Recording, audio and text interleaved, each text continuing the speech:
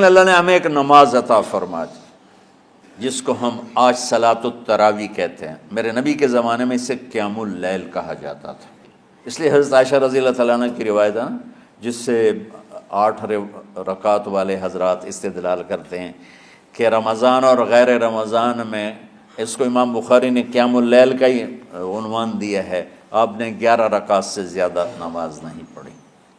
ایک ضعیف روایت میں ہے کہ آپ نے 3 دن پڑھائی نماز، یہ تو صحیح روایت ہے۔ کتنی رکعت پڑھائی؟ تو ایک ضعیف روایت میں ہے کہ 20 رکعت پڑھائی۔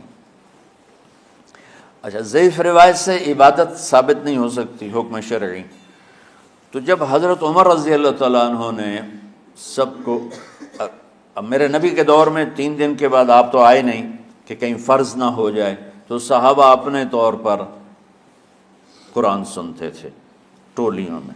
صدیقی دور میں 2 سال وہ فتنوں میں گزرا، تو اس میں بھی اسی طرح چلا کہ ٹولیوں میں ہوتے تھے۔ حضرت عمر رضی اللہ عنہ کے زمانے میں حکومت مضبوط ہو گئی، طاقتور ہو گئے، تو ابتدائی سالوں میں نہیں، چند سالوں کے بعد اب مسجد میں تشریف لائے تو لوگ اس طرح کوئی 4 ادھر 4 ادھر 5 ادھر 10 ادھر 20 ادھر، تو کہنے لگے ان کو ایک امام پہ جمع کر دیا جائے تو کتنا اچھا ہوگا۔ تو آپ نے سب کو اکٹھا کیا اور ابی بن کعب رضی اللہ تعالیٰ عنہ کو امام بنایا اور سب کو ایک نماز پہ جمع کر کے 20 رکعت کا حکم عطا فرمایا۔ تو حضرت عمر کا یہ عمل اس حدیث کو مضبوط کر دیتا ہے کہ چونکہ میرے نبی نے کہا علیکم بسنتی و سنت الخلفاء الراشدین من بعدی، کہ میری اور میرے خلفاء راشدین کی سنت پر مضبوطی سے عمل کرنا۔ تو حضرت عمر کا جو 20 رکعت طے کرنا ہے، اگر ان کا اپنا اجتہاد ہے تو بھی ہمارے لیے عمل کے لیے کافی ہے، اور اگر ان کو یہ یاد ہے کہ میرے نبی نے 20 پڑھی تھیں تو اور زیادہ اچھی بات ہے۔ لیکن بہرحال جو 8 پڑھتا ہے ہمارا اس پہ بھی کوئی اعتراض نہیں، چونکہ وہ بھی حدیث کے ساتھ بات کرتا ہے، اور باقی پوری امت 20 پڑھتی ہے، ان پر بھی اعتراض نہیں۔ میں ایک جگہ سے گزر رہا تھا، نماز کا وقت ہو گیا، اہل حدیث کی مسجد تھی، میں وہاں نماز پڑھنے چلا گیا، تو ایک بہت بڑا اشتہار لکھا ہوا تھا 20 تراویح ثابت کرنے والے کو 5 لاکھ روپے انعام،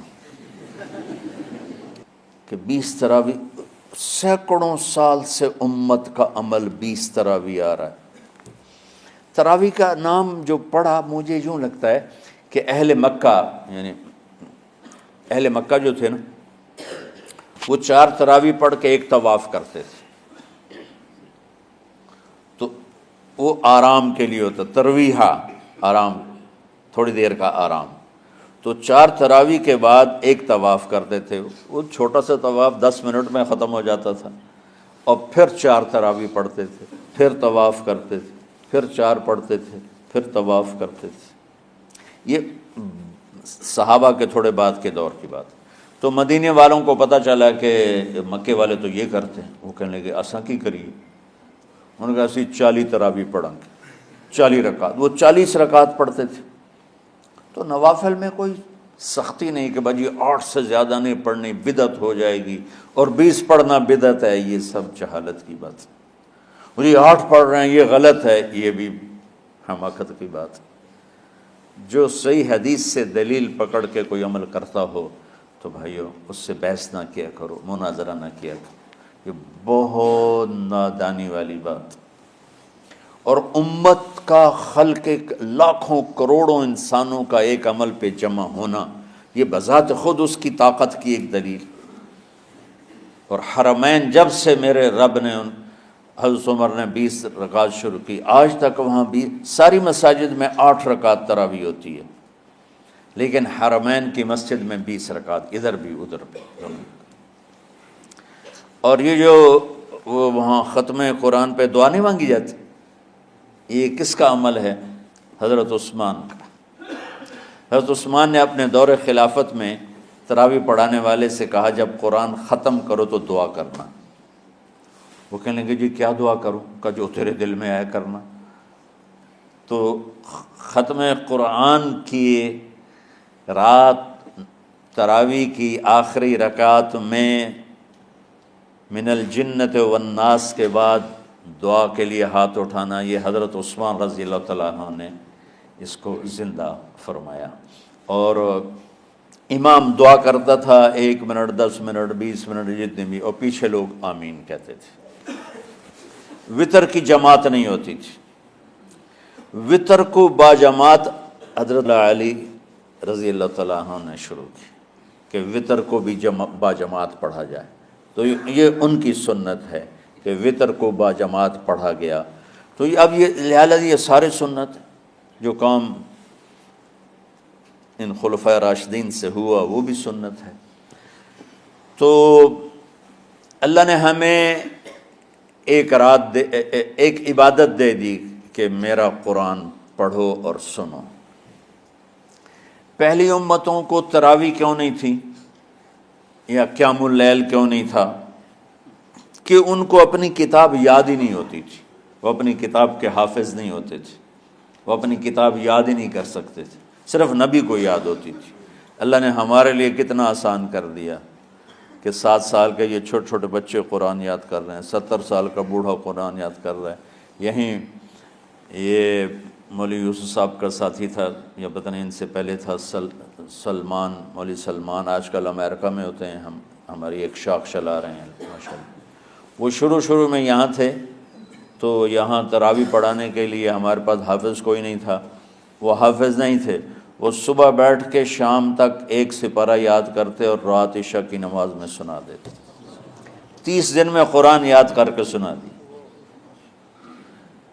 مطلب یہ سنی سنائی بات نہیں، ہمارے اسی حسنین، اسی ممبر اور محراب کی بات کہ یہیں اسی مسجد میں انہوں نے صبح سے مغرب تک یاد کرتے تھے اور پھر عشاء میں کھڑے ہو کے سنا دیتے تھے۔